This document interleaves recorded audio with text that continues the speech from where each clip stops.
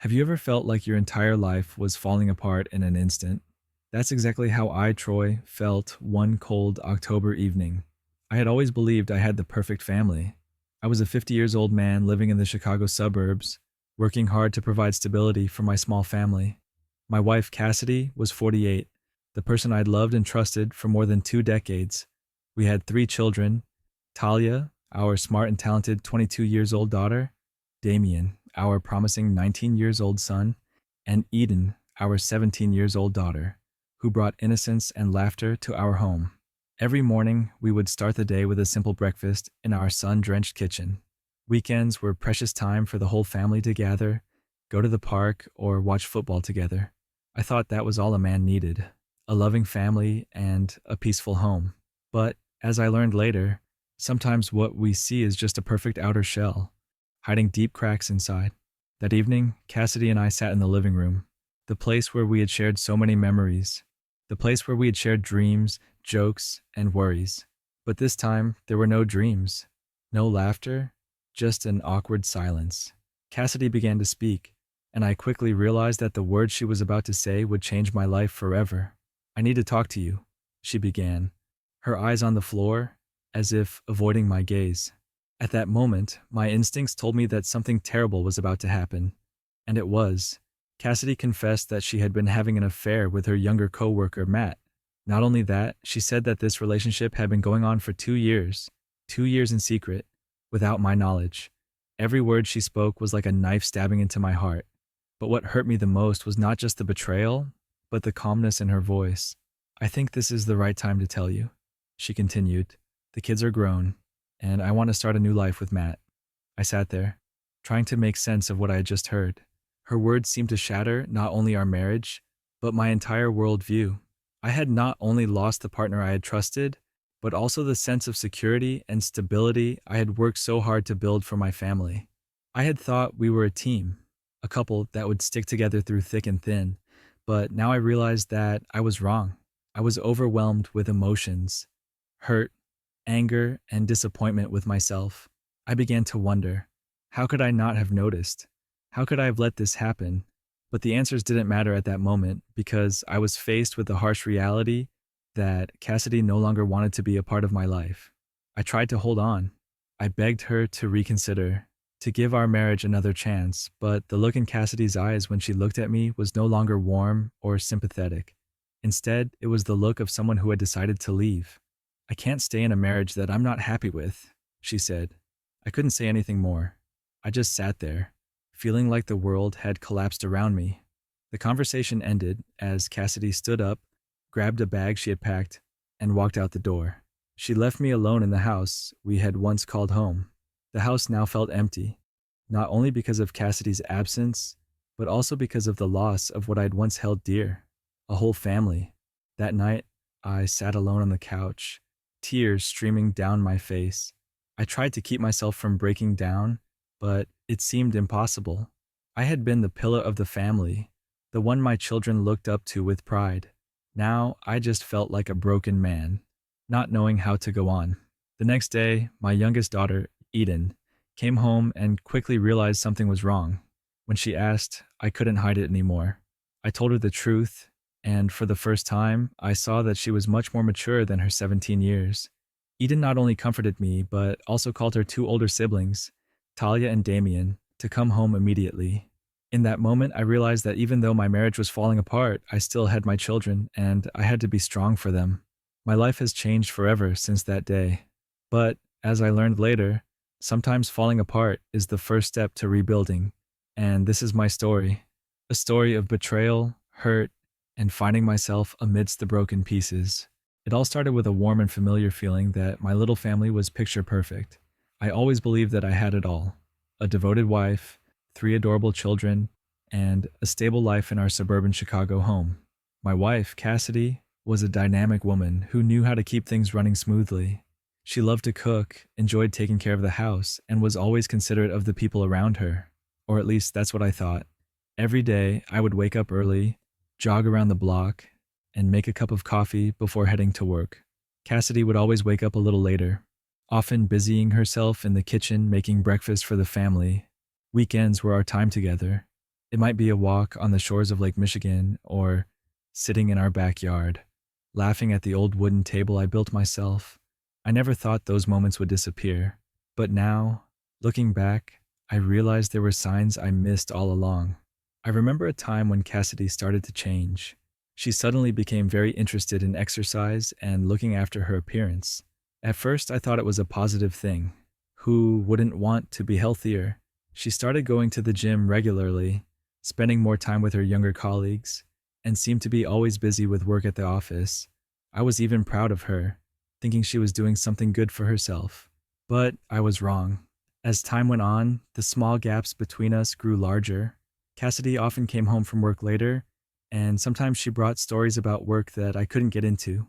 Once I asked her about a coworker she mentioned, Matt, 27, and Cassidy just laughed. He's a young man, Troy. No need to worry. I believed her without question. At the time, I thought these little changes were normal in a marriage that had lasted more than 2 decades.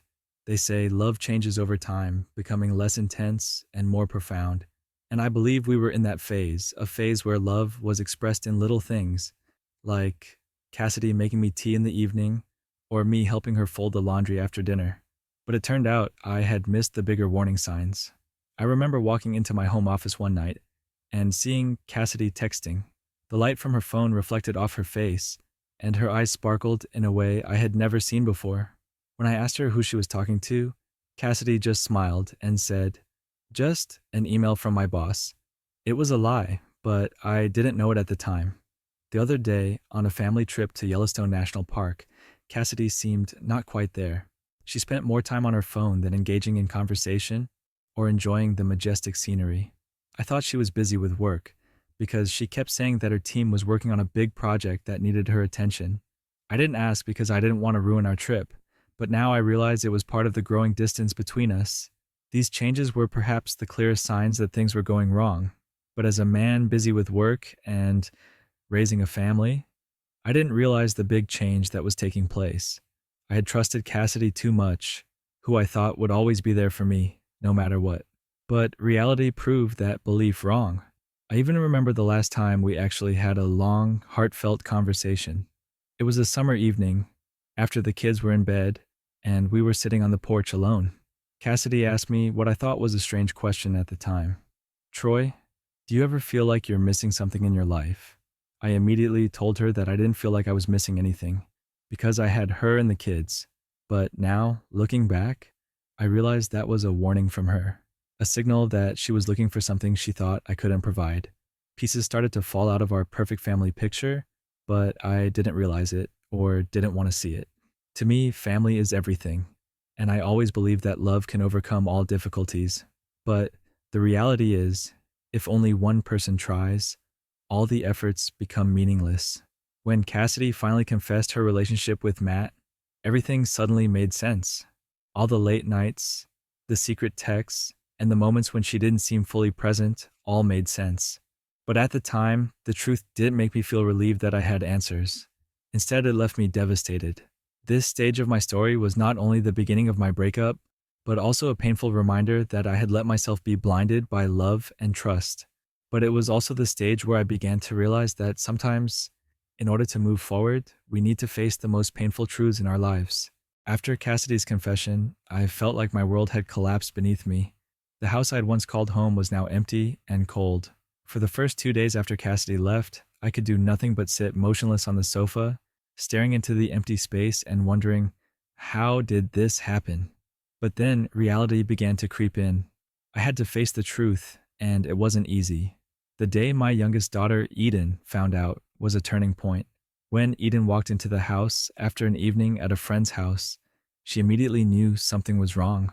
I tried to hide my tears and pain, but my red eyes and heavy face couldn't hide the truth. Eden asked me where my mother had gone, and I couldn't keep it a secret any longer. I told her the whole story, and in that moment, my pain suddenly spread to Eden. It was like a total shock to her, the loss of not only a mother but also the family image she had trusted. Eden immediately called her sister Talia and brother Damien, asking them to come home immediately. Within hours, all 3 of my children were home. I remember the look of shock and anguish on their faces. Talia, the eldest, immediately came to me, hugging me tightly as tears streamed down her cheeks. Damien, usually quiet, sat quietly in the corner, not saying a word, but his eyes flashed with disappointment and anger. All three of them could not believe that their mother, whom they had always admired, could do this to their family. That evening, my little family sat together in the living room. We didn't talk much, but the presence of my children brought me some comfort. I realized that, although my marriage had broken down, I still had my children by my side. This helped me keep a little calm to face what was to come. The biggest conflict, however, came a week later, when Cassidy called me unexpectedly late at night. I sat on the couch, staring at her name on the screen. A large part of me wanted to ignore the call, but another part of me wanted to hear her say it. I picked up, and Cassidy's voice was broken on the other end. She began to cry, and I could hear the regret in her voice. Cassidy said that after leaving home, she approached Matt with the intention of moving in with him. But, surprisingly, Matt refused. He made it clear that he had no intention of being serious with her. For Matt, their relationship was just an adventure, something he was not willing to sacrifice his freedom or future for. Cassidy, who had placed all her hopes on Matt, was now completely devastated. He didn't want the responsibility, Cassidy said through sobs. He said I was too old for him to think about starting a family. I don't know what I did wrong, Troy. Her words stunned me. How could she not realize that it was her actions that caused everything to fall apart? How could she come back, crying and hoping that I would be the one to fix this mistake for her? I had loved Cassidy deeply for over 20 years, but that love was not enough for me to forgive this betrayal. When Cassidy asked to come back home, I immediately refused. I gave you a chance for 23 years, I said, trying to keep my voice even. And you chose to leave. Now you can't expect me to save you from the consequences of your own actions. I hung up without waiting for Cassidy's response. My heart was still aching, but for the first time in weeks, I felt like I had taken back control of my life. I was no longer the man who begged Cassidy to stay. I was no longer the man who was willing to sacrifice himself to save a dead marriage. I realized that in order to move forward, I needed to put myself first. In the days that followed, Cassidy texted and called. She tried everything from apologizing profusely to blaming me for not trying to save the marriage. But I knew that nothing would change the truth. Each text, each call from her, only made me more certain that I had made the right decision. I couldn't go back to someone who had betrayed me, and I didn't want to continue living in the past. This conflict was not only the culmination of my breakup, but also the turning point for me to realize my own worth. Life was no longer the same, but I understood that rejecting Cassidy was not an act of revenge, but the only way I could protect myself and my children. And from here, I knew that I had to start a new journey, a journey to overcome the pain and rebuild my life from the broken pieces. After I refused to let Cassidy back in, I felt a strange sense of relief and emptiness. I knew I'd made the right decision, but that didn't lessen the pain I was feeling. Every day felt like a battle with myself, but with the support of my family and those around me, I began to find a way to rebuild my life from the pieces. The first person who really helped me cope with my grief was my brother Franklin. As soon as he heard the news, Franklin drove over to be with me and the kids. Franklin is the type of person who always keeps his cool in any situation, and his presence gave me a sense of security that I needed at that time. Franklin not only helped me take care of the kids, but also reminded me that what I was going through was not the end. He often said, "Troy, life is not always easy, but that is no reason to give up." My oldest daughter, Talia, has also been a huge support. Not only has she helped me organize my life, but she has also made sure I don't collapse under the pressure. Talia regularly checks my schedule, encouraging me to do things I didn't have time for before. One time she dragged me to a Cubs baseball game, and even though I wasn't really interested, I sat in the stands and felt something like joy, a feeling I hadn't felt in months. Big changes often start small, and I knew that to get out of the pain, I needed a clear, purposeful schedule. Cassidy had always been responsible for the cooking and laundry in our family, but now I found myself doing those things myself. Learning to cook a simple dinner was a challenge at first. One time, I burned a pan trying to make their favorite pasta dish, but instead of getting frustrated, we laughed together, and it was one of the first moments of true relief. Franklin often jokes that I found a new version of myself in the kitchen, but that's true. Cooking and doing things I never thought I would do before not only distracted me, but also made me feel more in control of my life. Early mornings, I take time to jog around the neighborhood, something I used to do but had neglected because of family and work pressures. Realizing that I couldn't get through it all on my own, I decided to join a support group for people going through divorce. I attended a meeting at my local community center where I met other people who were going through the same thing. Hearing their stories and sharing my journey not only made me feel less alone, but it also opened my eyes to new perspectives. There, I met Elias, a man in his 40s who had just divorced after 15 years of marriage. Elias told me something I will never forget. We are not failures. We are just starting over, and there is no shame in that. Those words were like a ray of light that lifted me out of the darkness of self-blame and helped me focus on moving forward. Of course, the journey has not been easy. There have been days when I felt like I was being pulled back. One of the hardest moments was when I saw an old family photo on my desk, a photo of us on a trip to Yellowstone National Park. Looking at Cassidy's smile in the photo, I couldn't help but cry. But instead of letting myself wallow in the feeling of loss, I learned to face it. I put the photo in a box, not to forget it, but to accept that it was a part of my past. Another challenge came from Cassidy herself. She continued to text and call, sometimes pleading, sometimes blaming. This left me in a state of conflict. Part of me still loved her, but the other part knew that going back was not the answer. Franklin was the one who helped me stay grounded. "Remember why you rejected her in the first place," Franklin said. "Don't let guilt drag you back to where you came from." Gradually, I began to notice small changes in the way I viewed life. I spent more time with my children, not only as a father, but also as a friend. Eden, with her innocent nature, often took me to the movies or to the park. Damien, although quiet, began to share with me the pressures of university life. I realized that, although our family was no longer perfect, the love between father and son was still unbreakable. Outside of my family, I began to explore new interests. I took a pottery class at the local art center, something I never thought I would do. Surprisingly, creating something with my hands brought me a strange sense of peace.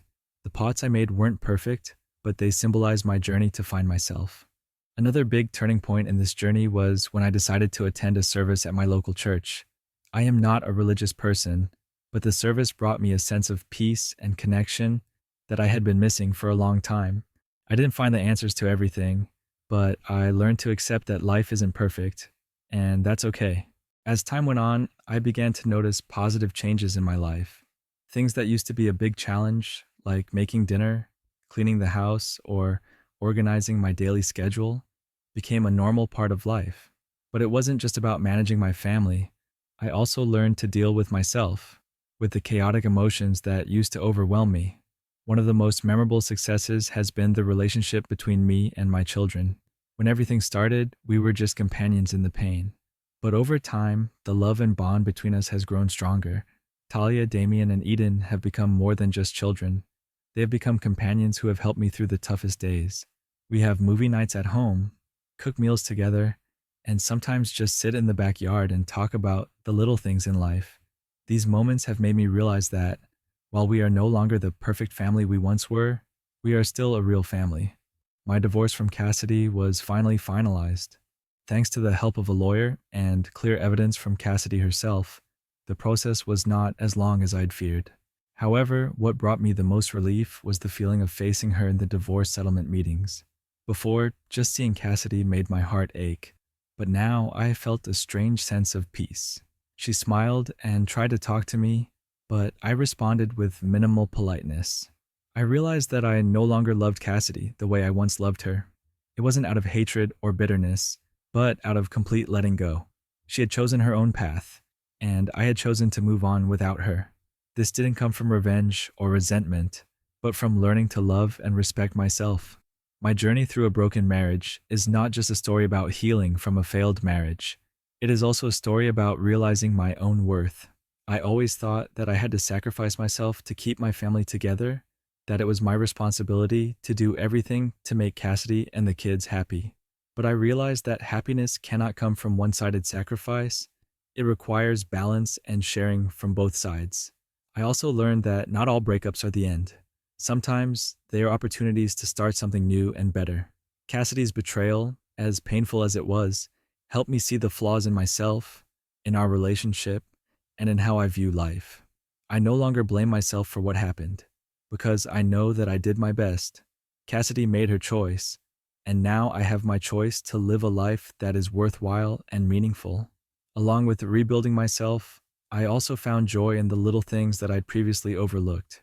One Sunday morning, Eden and I walked through the park near our house and saw a group of older people playing chess on an old wooden table. They were laughing and teasing each other about every wrong move, and I realized that true happiness doesn't come from big things, but from simple moments like these. I also rediscovered long forgotten hobbies. I took a photography class and started taking landscape photos of places I'd been to, but never really paid attention to.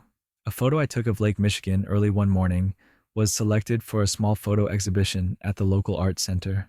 This made me feel proud and realize that even when everything around you is falling apart, you can still create something beautiful from the ruins.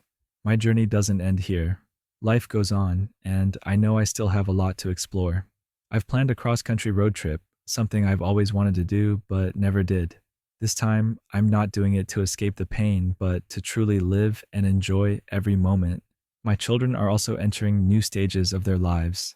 Talia has been promoted at work, Damien is growing up and learning to be independent in college, and Eden is about to enter her senior year.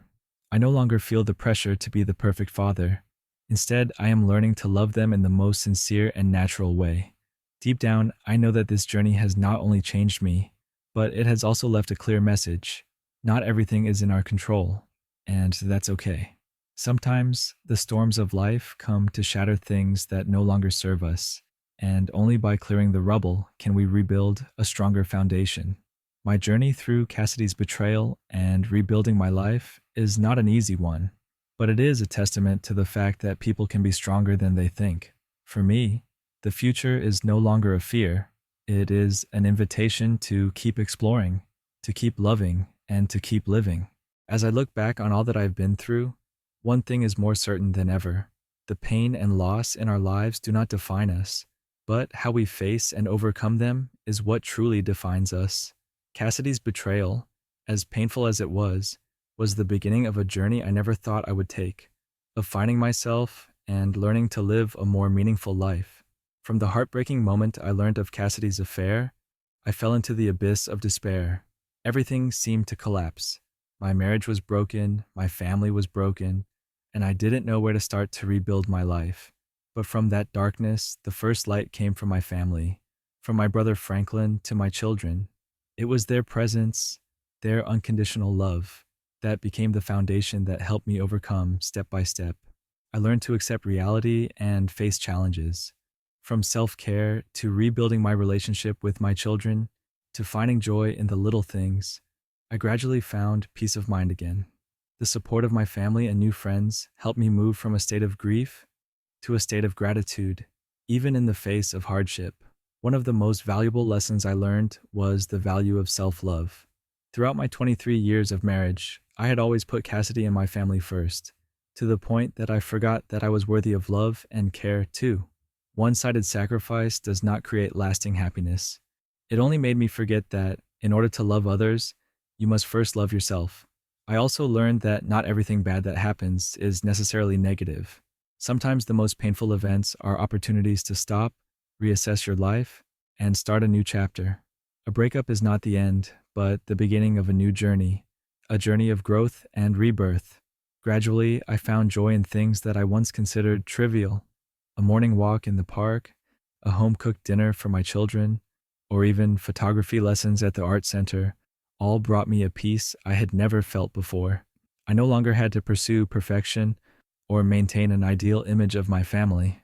Instead, I accepted that life might not be perfect, but that was what made it meaningful. The hardest part of this journey was facing Cassidy. When the divorce was final, I realized that I no longer felt anger or resentment toward her. Instead, I felt at peace. Cassidy had made her own choices, and so had I. I no longer saw her as a part of my life, but as a chapter in my past that had closed. The past, painful as it was, no longer weighed me down. Instead, it became a valuable lesson, a way for me to gain a clearer understanding of myself and what I truly value. I no longer needed to fix Cassidy's mistakes or try to salvage what was lost. I just needed to focus on building a better future for myself and my children. Now I don't see the future as something vague and scary. Instead, I see it as a blank canvas that I can freely paint. I've planned a cross country trip not to escape, but to enjoy life. I want to see beautiful places across America, meet new people, and experience things I've never had the chance to do before. My children are on their own journeys, and I am proud to see them grow every day. Every step they take is a reminder that no matter how difficult life gets, love and family bonds are unbreakable. This journey has taught me something important. Not every breakup is the end. Sometimes it's just the beginning of something better. Even though I no longer have Cassidy by my side, I'm grateful that she helped me see the strength within me. Life in the end is a series of beautiful and painful moments that we go through to grow, live, love, and keep going. Because as I have learned, even in the darkest of times, there is always light waiting at the end of the tunnel. As you read these words, you are probably going through a difficult time yourself. I want you to know that no matter how hard it is, you are never alone. Reach out for help from family, friends, or even strangers. And most of all, believe that you have the strength to get through it. Don't be afraid to face the pain, because it is in those moments that you will find your true strength and worth. As I have learned, overcoming hardship is not about forgetting the past, but learning to live with it and moving forward. If my story has been of any encouragement to you, please share your thoughts. Tell your story, because we can all learn from each other. There's nothing wrong with needing help, and there's nothing wrong with starting over.